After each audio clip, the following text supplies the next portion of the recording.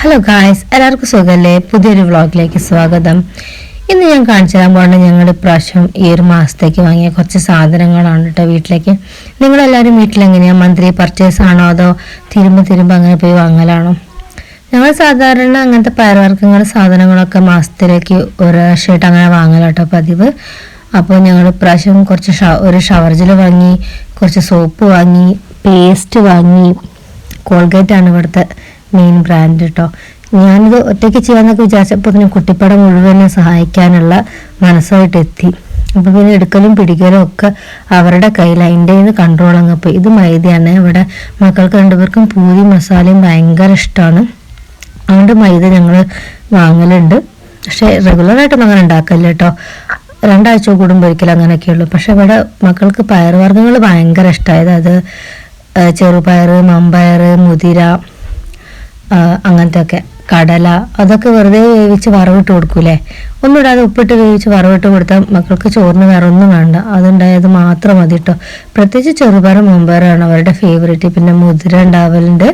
പിന്നെ ഞങ്ങൾ കടലയും, പിന്നെ ഈ ചെറുപയറും എന്താ പറയുക, മുതിരയൊക്കെ മമ്പയറൊക്കെ ശർക്കര ഇട്ട് വേവിച്ചിട്ട് പിന്നെ തേങ്ങ ചിരവിട്ടിട്ട് അങ്ങനെ ഒരു സ്നാക്സ് പോലെ കൊടുക്കില്ല. അതും മക്കൾക്ക് ഭയങ്കര ഇഷ്ടം. അതുകൊണ്ട് അത് ഞങ്ങൾ എല്ലാ മാസവും റെഗുലറായിട്ട് തന്നെ വാങ്ങുന്ന ഒരു സംഭവമാണ് കേട്ടോ.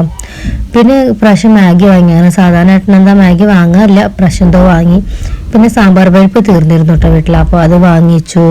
പിന്നെ എന്താ പറയുക, ഇതെല്ലാം പയർവർഗ്ഗങ്ങൾ 1.5 കിലോ ആയിട്ടാട്ടോ വാങ്ങിച്ച്. ഒന്നിൻ്റെ ഒരു പാക്കറ്റും 500ൻ്റെ വേറൊരു പാക്കറ്റ്. പിന്നെ ഉപ്പ് വാങ്ങി.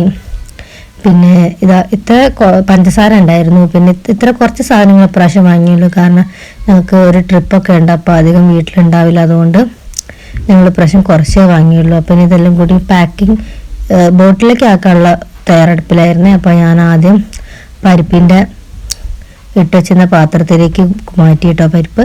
പിന്നെ അപ്പോൾ ഞാനിതെല്ലാം ഇങ്ങനെ മാറ്റണം കണ്ടപ്പം വലിയ ആൾക്ക് എന്നെ സഹായിക്കാനുള്ള ഭയങ്കര ത്വര. അതുകൊണ്ട് അവള് ഏറ്റെടുത്തു. പിന്നീടല്ലോ കേട്ടോ, ഞാൻ ചെറുപയറും കൂടെ കഴിഞ്ഞപ്പോൾ അവള് വാശി പിടിച്ചു. അങ്ങനെ ഞാൻ പേടിച്ചിട്ടാണ് കൊടുത്തത്. കാരണം കയ്യിൽ നിന്ന് സ്ലിപ്പായി പിന്നെ തീർന്നില്ലേ, എനിക്ക് തന്നെ ഇരട്ടി പണിയും. പക്ഷെ എന്നാലും അവൾ ആഗ്രഹം പ്രകടിച്ചപ്പോൾ ഞാൻ പിന്നെ അധികം വേണ്ടാന്ന് പറഞ്ഞില്ല. അങ്ങനെ ഞാൻ ചെറുപയറും കൂടെ ആക്കി തീർത്തപ്പോൾ പിന്നെ അവള് എന്തായി വാങ്ങി അവൾ തന്നെ ചെയ്യാൻ തുടങ്ങി. അവൾ ആദ്യം ആക്കിയത് ഉഴുന്ന് പരിപ്പാണ്. ഇവിടെ ഉഴുന്ന് പരിപ്പ് നല്ല ചിലവാകുന്ന ഒരു സംഭവം. കാരണം മക്കൾക്ക് രണ്ടുപേർക്കും ദോശ ഇഡ്ഡലിയും ഭയങ്കര ഇഷ്ടമാണ്. പക്ഷെ ഒരാൾക്ക് ദോശ, ഒരാൾക്ക് ഇഡ്ഡലിയാണ് ഇഷ്ടം. ചെറിയ ആൾക്ക് ദോശയാണ് ഇഷ്ടം. അതും പൂച്ച ദോശ, അങ്ങനത്തെ ഷേപ്പിൽ ദോശയാണ്. വലിയ ആൾക്ക് പിന്നെ ഇഡ്ഡലിയാണ് ഭയങ്കര ഇഷ്ടം. ദോശ ഇഷ്ടമാണ്, എന്നാലും ഇഡ്ഡലി ഭയങ്കര ഇഷ്ടമാണ്.